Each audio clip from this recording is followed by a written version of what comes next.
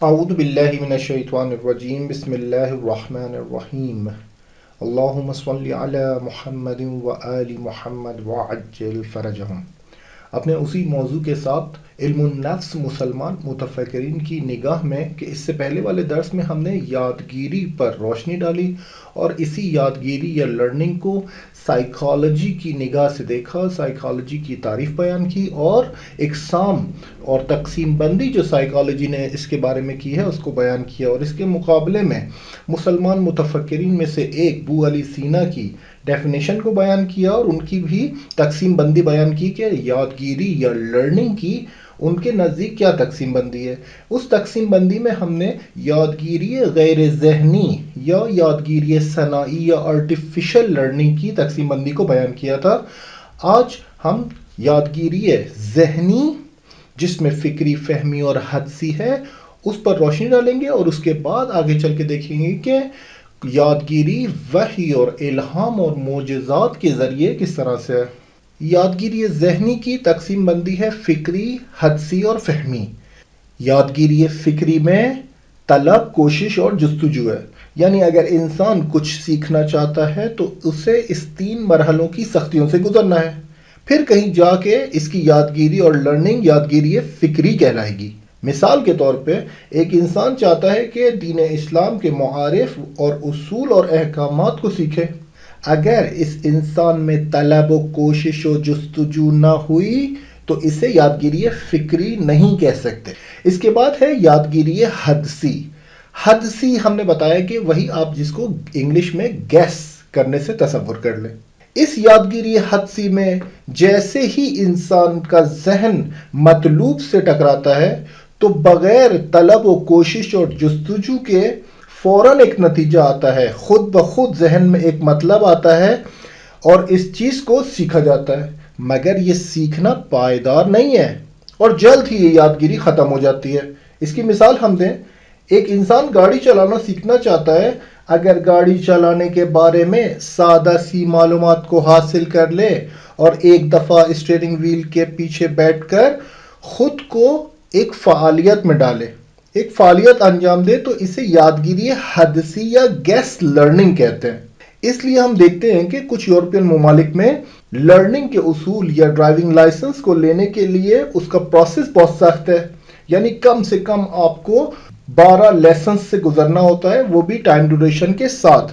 اس کے بعد آپ کو لیسن کی فیس دینی ہے اور اپنے نقائص کو دور کرنا ہے، اور ایک خاص قسم کے پروسیس سے گزارنے کے بعد آخر میں ڈرائیونگ ٹیسٹ ایگزامینر اس کے امتحان سے آپ کو گزرنا ہوتا ہے، اور اس کے بعد کہیں جا کے آپ کو ایک ڈرائیونگ لائسنس ملتا ہے، یعنی اب آپ کہہ سکتے ہیں کہ میری لرننگ ہے، یعنی میں نے کچھ حاصل کیا ہے طلب اور کوشش اور جستجو کر کے۔ تو حدسی جو ہے وہ یہ ڈرائیونگ لائسنس میں یا کوئی بھی ایسا صنعتی کام سیکھنے میں شمار نہیں ہوتی، بس یادگیری حدسی کافی نہیں ہے۔ تیسری قسم یادگیری ذہنی کی یادگیری فہمی ہے۔ فہمی یعنی وہی فہم ذہن۔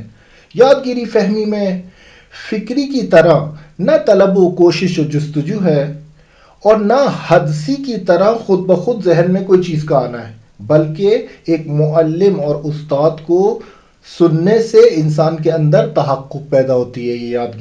یہ یادگیری فہمی۔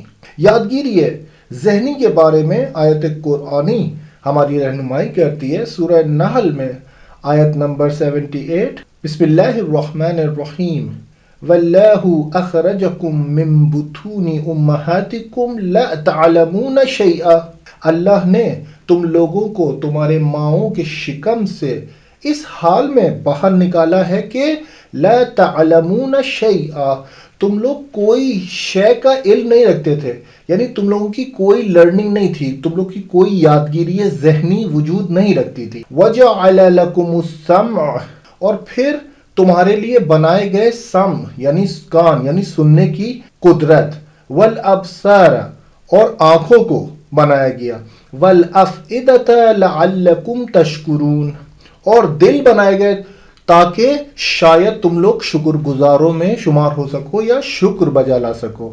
تو یہاں پر اس آیت میں آپ نے دیکھا کہ یادگیری ذہنی کو قرآن کریم کے مطالب نے خوبصورتی کے ساتھ بیان کیا ہے۔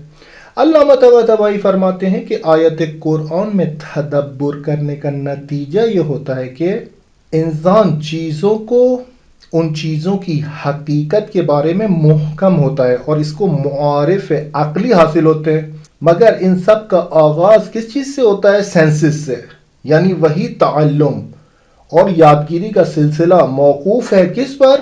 سننے اور دیکھنے پر، یہی سینسز جو سننا اور دیکھنا ہے۔ اسی طرف قرآن بھی اشارہ کر رہا ہے کہ جب کچھ بھی نہیں جانتے تھے، سننے اور دیکھنے کی قدرت کو تمہارے اختیار میں دیا تاکہ جو نہیں جانتے وہ جان سکو اور خوش شکر گزاروں میں سے ہو جاؤ۔ یعنی یہی سمع اور ابصار اور دل، افئدہ کہتے ہیں دل کو، یعنی تمہارے لیے سننے کی قدرت بنائی، پھر تمہارے لیے آنکھیں بنائی، اور افئدہ یعنی قلب تم لوگوں کے لیے بنائے تاکہ ان سے استفادہ حاصل کر کے وہ چیزیں جو لا تعلمون شیئا کے پروسیس میں رک گئی تھیں ان کو حاصل کرو، ان کو جانو، ان کو لرن کرو، ان کو سیکھو۔ آج کے ٹاپک میں ہم یادگیری کو وحی اور الہام اور معجزے کے ذریعے بیان کریں گے۔ متون اسلامی میں آیت قرآنی اور روایات میں انسان کے اندر تبدیلی کو یادگیری سے تعبیر کیا گیا ہے۔ متعدد قرآنی آیات میں اللہ تعالیٰ کہیں انسانوں کو سکھا رہا ہے، کہیں نبیوں کو، کہیں رسولوں کو، کہیں اولیاء اللہ کو یادگیری کے مرحلے سے گزار رہا ہے، مگر تجربے اور پریکٹس سے نہیں بلکہ وحی اور الہام اور معجزے اور کرامت کے ذریعے۔ وحی کے ذریعے یادگیری کیسے ہے، اس کو قرآنی آیات کی روشنی میں دیکھتے ہیں۔ دیکھیں، یادگیری یا وحی سیکھنا، سکھانا یا لرننگ جو ہمارا موضوع ہے، قرآن میں سورہ نجم میں اگر ہم دیکھیں تو وہاں پر اللہ تعالیٰ وحی کے ذریعے انسانوں کو کچھ سکھا رہا ہے، انسانوں کی رہنمائی کر رہا ہے، اور ان کے اندر ایک ثابت تبدیلی بھی رونما ہو رہی ہے جو نسبتاً ثابت ہے، ریلیٹیولی پرماننٹ ہے۔ سورہ نجم کی آیت ہے، بسم اللہ الرحمن الرحیم، والنجم اذا ہوا ما ضل صاحبكم وما غوى وما ينطق عن الهوى ان هو الا وحی یوحى علمہ شدید القوى۔ اللہ تعالیٰ یہاں پر ستارے کی قسم کھا کے کہہ رہا ہے کہ جب وہ ستارہ حالت فروض میں ہوتا ہے، وہ کہہ رہا ہے کہ تمہارا صاحب یعنی پیغمبر اکرم صلی اللہ علیہ وآلہ وسلم کی ذات نہ گمراہ ہیں اور نہ نادان، وہ نطق نہیں کرتے، وہ اپنی زبان کو جنبش نہیں دیتے، ہوا و ہوس کی بیس پر جنبش نہیں دیتے۔ ان ہوا الا وحی یوحا، یہ جو بھی کہتے ہیں صرف ان پر وہ وحی کی جاتی ہے، یہ نطق کرتے ہیں۔ کیوں؟ علمہ شدید القویٰ، ان کو شدید القویٰ یعنی عظیم قدرت رکھنے والے فرشتے یعنی جبرائیل امین علیہ السلام نے ان کو تعلیم دی ہے۔ علمہ شدید القویٰ یعنی یہی یادگیری وحی کے ذریعے۔ اس کے بعد والی آیتوں میں خداوند فرماتا ہے کہ فَأَوْحَى إِلَىٰ عَبْدِهِ مَا أَوْحَى، یعنی پھر خدا نے جو اپنے بندے پر وحی کرنی تھی وہ وحی نازل کی، یعنی کیا؟ وحی کے ذریعے جو اپنے بندے کو پیغام پہنچانا تھا، جو اس کو سکھانا تھا، جو اس کو یادگیری کروانی تھی، وہ اس کو لرن کروا دیا۔ ما کذب الفؤاد ما رأى، اور دل نے جھٹلایا نہیں اس چیز کو جو دیکھا گیا، جو انہوں نے دیکھا۔ یعنی کیا؟ یعنی ایک تبدیلی ثابت، یعنی وہی یادگیری اور وہی لرننگ، مگر کس کے ذریعے؟ وحی اور الہام کے ذریعے۔ معجزے کے ذریعے یادگیری کس طرح سے ہے؟ قرآن کریم میں پیغمبر اکرم صلی اللہ علیہ وسلم کے بارے میں جو کلمہ استعمال ہوا ہے وہ ہے امی۔ یہاں پر امی سے مراد کچھ اور ہے۔ جب بھی محمد مصطفیٰ صلی اللہ علیہ وآلہ وسلم کے بارے میں لفظ امی استعمال ہوگا تو سب سے پہلے ادب لازم ہے اور بی ادبی ممنوع ہے۔ یہاں امی کو ان پڑھ، جاہل اور بی سواد سے ترجمہ نہیں کرنا ہے، بلکہ پیغمبر اکرم کی ذات اور مرتبہ علم اتنا بلند ہے کہ دنیا میں کسی کی جرأت نہیں ہے ان کا استاد بن سکے۔ پیغمبر اکرم کا لیول اتنا بلند ہے کہ ان کا استاد کوئی نہیں ہو سکتا سوائے خدا کے، اور خدا جس کو منتخب کرے یعنی جبرائیل امین، یعنی وہی شدید القویٰ، علمہ شدید القویٰ۔ دنیا میں کوئی استاد ایسا نہیں ہے جو پیغمبر اکرم کو درس پڑھا سکے۔ بس یہاں پر امی ان پڑھ اور جاہل نہیں لکھنا ہے، ان پڑھ اور بی سواد نہیں لکھنا ہے، یہاں پر ادب کا مظاہرہ کرنا ہے۔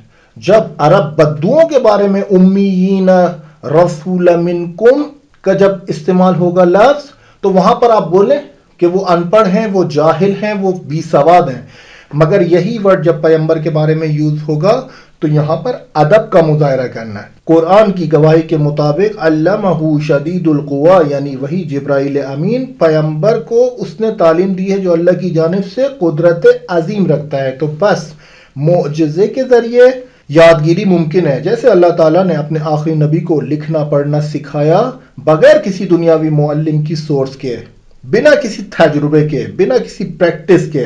عزیزان، یہاں پر معجزے، کرامت، متقلب بازی، دو نمبریاں اور ڈرامے بازیوں میں فرق ہے، یہ ہم لوگ کو سمجھنا چاہیے۔ معجزہ اس چیز کو کہتے ہیں جو نبی کی نبوت اور رسول کی رسالت کی حقانیت کو ثابت کرنے کے لیے ایک غیر عادی، ایک خارق العادہ کام انجام پاتا ہے، اس کو کہتے ہیں معجزہ۔ اس کے بعد ہے کرامت۔ کرامت کہتے ہیں ایسا خارق العادہ کام جس سے انسان کی حقانیت ثابت ہو۔ یہ خدا کے ولیوں کے پاس ہے یہ کرامت۔ اگر خدا کے ولی کوئی ایسا خارق العادی کام انجام دیں گے جس سے ان کی حقانیت، ان کا ایمان اور ان کی تعلیمات پر عمل کروانے کے لیے لوگوں کو تحت تاثیر قرار لانا ہو، تو اس کو کرامت سے تعبیر کریں گے، نہ معجزے سے۔ اس کو معجزہ نہیں کہتے۔ معجزہ صرف اور صرف منسوب ہے کس سے؟ نبیوں سے اور رسولوں سے۔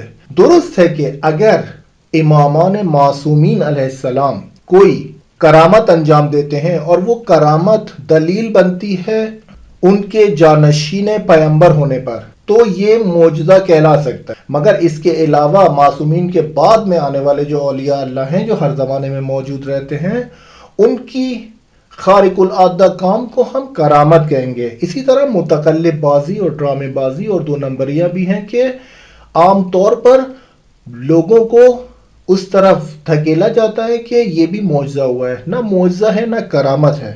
جو یادگیری معجزے اور کرامت کے ذریعے حاصل ہوتی ہے، اس کی مثال میں ہم کربلائی کاظم ساروقی کو نظر انداز نہیں کر سکتے، جو بغیر پڑھے لکھے حافظ قرآن بنے۔ ان کی یہ کرامت بہت زیادہ اوتھینٹک ہے۔ بعض اوقات ہمیں خوابوں کو نقل کرنے کے ذریعے کرامتیں اور معجزے سنائے جاتے ہیں جن پر اتنی آسانی سے یقین حاصل نہیں کر سکتے۔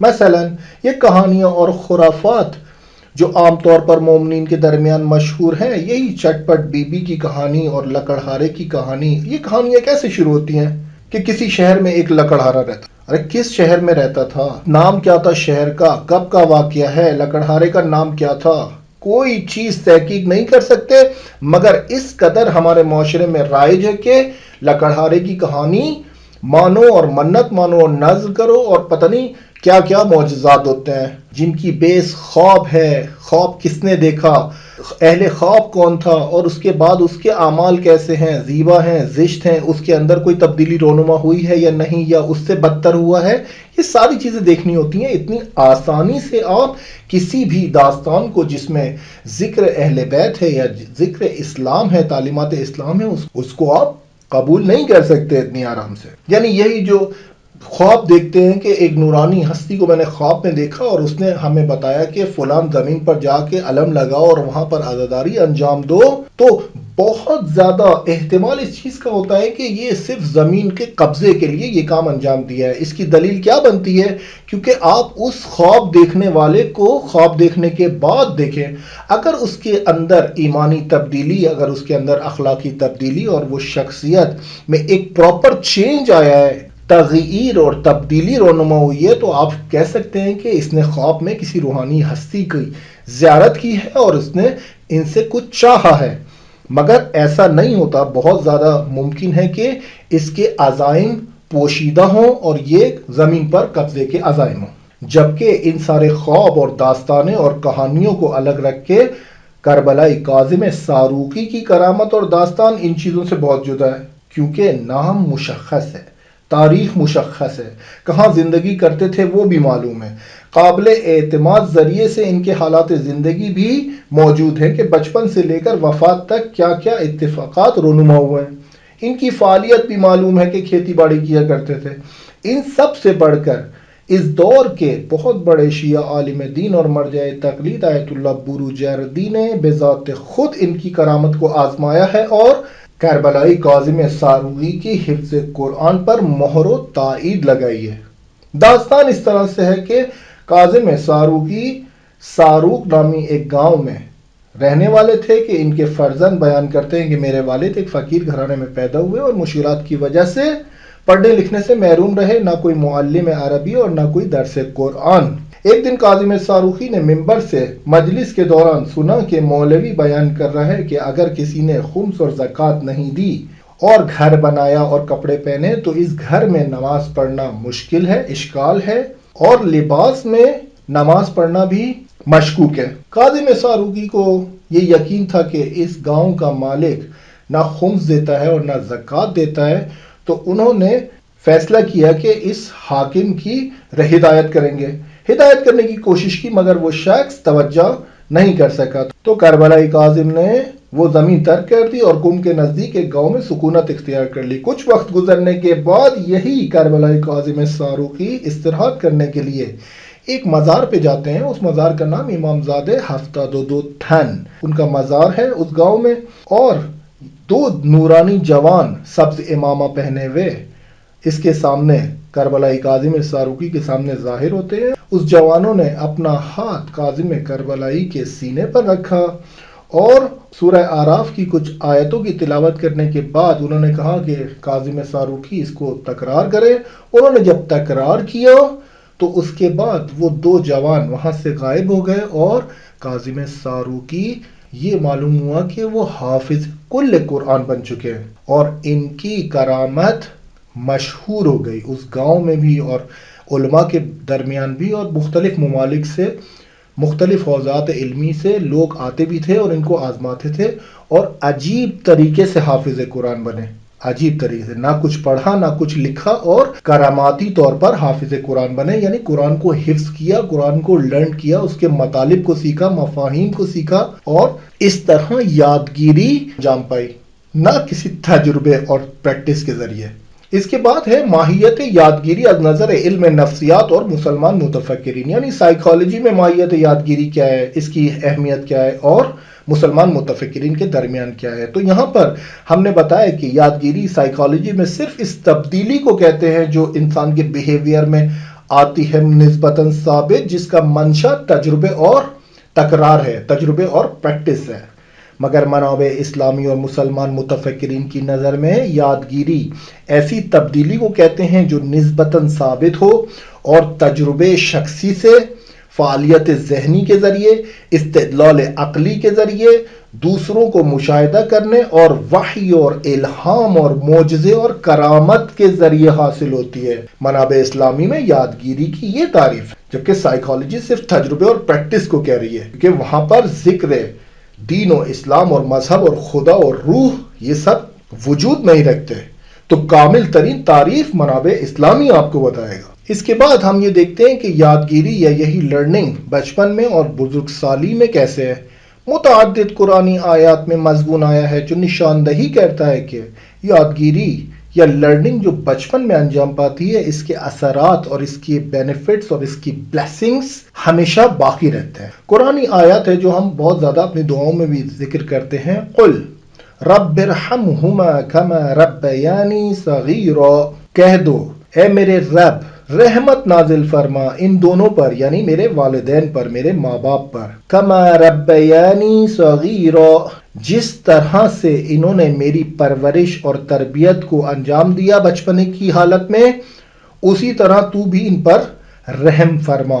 تو یہاں پر آپ نے دیکھا کہ وہ تربیت اور وہ پرورش اور وہ سیکھنا سکھانا جو بچپن میں انجام پایا تھا، ہم اس کو لیٹر آن خدا سے اپنے والدین کے لیے رحمت اور بخشش مانگ رہے ہیں اور کوٹ کر رہے ہیں اس لرننگ کو جو والدین نے بچپن میں انجام دی، اسی کو یادگیری کہتے ہیں۔ یا ہمارے پاس پیغمبر اکرم صلی اللہ علیہ وآلہ وسلم سے ایک حدیث ہے، اور وہ حدیث اس طرح سے ہے، مثل الذی یتعلم فی صغرہ کالنقش فی الحجر، اس شخص کی مثال جو اپنے بچپن میں کچھ سیکھتا ہے، کچھ لرن کرتا ہے، کچھ یادگیری انجام دیتا ہے، کیسے ہے اس کی مثال؟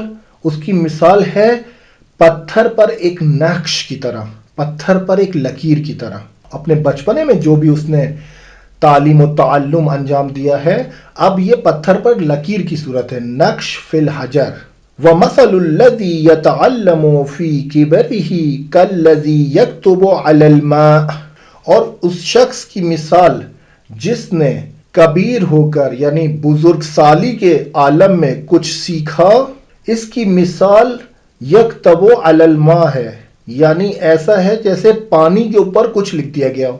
بچپنے کے عالم میں، کودکی کے عالم میں، چھوٹی عمر کے بچوں پر یادگیری اور سیکھنا سکھانا اور تعلیم و تعلم کو اسلام نے فوکس کیا ہے۔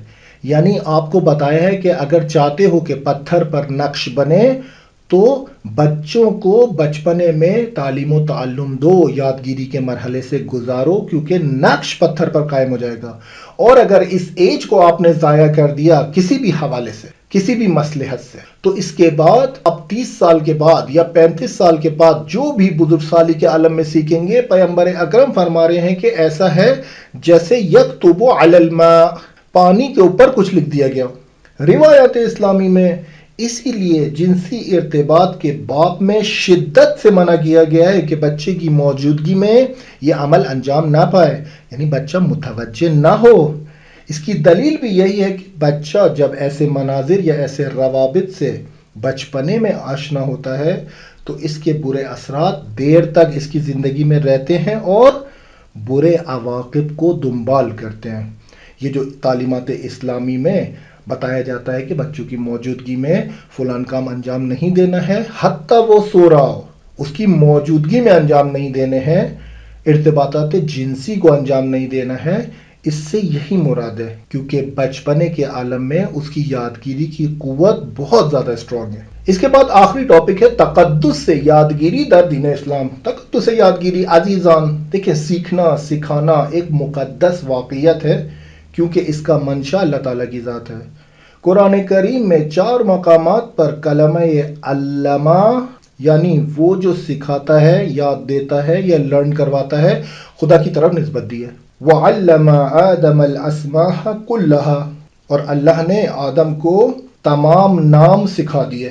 علامہ وہی تعلیم و تعلم ہے، وہی یادگیری یا لرن ہے، یعنی آدم یہاں پر لرنر ہیں اور جو سکھا رہا ہے وہ خداوند کی ذات ہے۔ دوسری جگہ فرمایا کہ الرحمن علم القرآن خلق الانسان علمہ البیان، یہاں پر بھی علمہ البیان یعنی انسان کو خلق کیا اور اس کو بیان کی قدرت سکھائی، یا علمہ القرآن یعنی قرآن اس کو تعلیم دیا، سکھایا، یاد کروایا۔ ایک اور جگہ فرمایا کہ اقرا وربک الاکرم الذی علم بالقلم علم الانسان ما لم یعلم، یہاں پر بھی فرمایا کہ وہ ذات ہے جو علم بالقلم ہے، جس نے قلم کے ذریعے انسان کو سکھایا ہے، یاد دیے، لرن کروایا ہے، اور وہ کچھ لرن کروایا ہے انسان کو ایسے یادگیری کے پروسیس سے گزارا ہے جو وہ پہلے نہیں جانتا تھا، یعنی لا تعلمون شیئا کے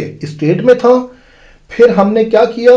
علم بالقلم علم الانسان ما لم یعلم، یعنی اس اسٹیٹ سے باہر نکالا اور بہت کچھ اس کو سکھایا۔ اسی طرح ایک اور جگہ فرمایا کہ یعلمک من تعویل الاحادیث، یہ حضرت یوسف علیہ السلام کے بارے میں سورہ یوسف میں، کہ اللہ تمہیں سکھائے گا تعویل، باتوں کی تعویل کیسے کرنی ہے۔ تو یہاں پر ہم نے دیکھا کہ 4 مقامات پر خود اللہ تعالیٰ کی ذات منشا یادگیری ہے، خود وہ سکھانے والا ہے۔ ایک جو نقطہ یہاں پر بیان کر دیں کہ دین اسلام میں ہر قسم کا سیکھنا اور سکھانا مقدس نہیں ہے۔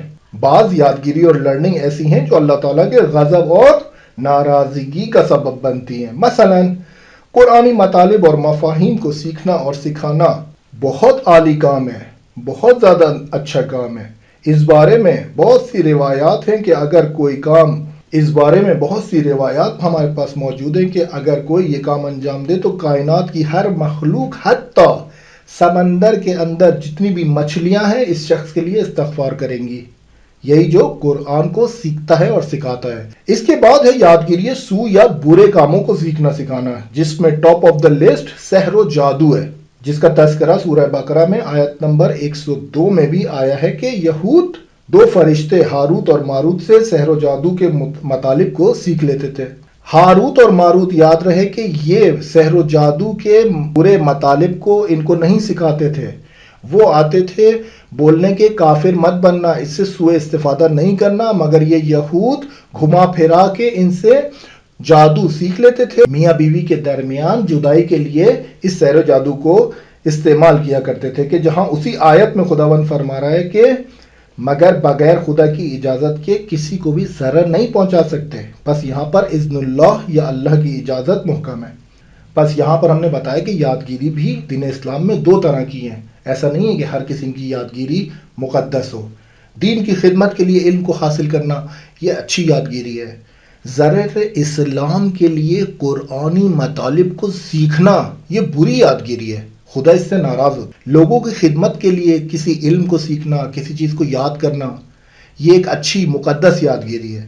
آج کے درس کے خلاصے میں ہم نے ڈیٹیل کے ساتھ ڈسکس کیا ماہیت یادگیری کو، تقدس یادگیری، یادگیری کی اقسام، اس کے علاوہ وحی اور الہام اور معجزے اور کرامت کے ذریعے جو یادگیری انجام پاتی ہے، جس کو سائیکالوجی نے ڈسکس نہیں کیا، وہ ہم نے منابع اسلامی سے بتایا۔ اگلے درس میں ہم نفسیاتی بیماریوں کو یعنی سائیکولوجیکل ڈس آرڈرز کو مسلمان متفکرین کی نگاہ میں ڈسکس کریں گے، کہ جو میجر سائیکولوجیکل ڈس آرڈرز ہیں جو ڈسکس کیے گئے ہیں ڈی ایس ایم میں یا آج کی سائیکالوجی میں، ان کو صدیوں پہلے مسلمان متفکرین ڈسکشن کر چکے ہیں اور اس پر بحث کر چکے ہیں، حتیٰ ٹریٹمنٹ بھی کر کے جا چکے ہیں۔ آج کے لیے اتنا ہی، وصلی اللہ علی محمد و آل محمد۔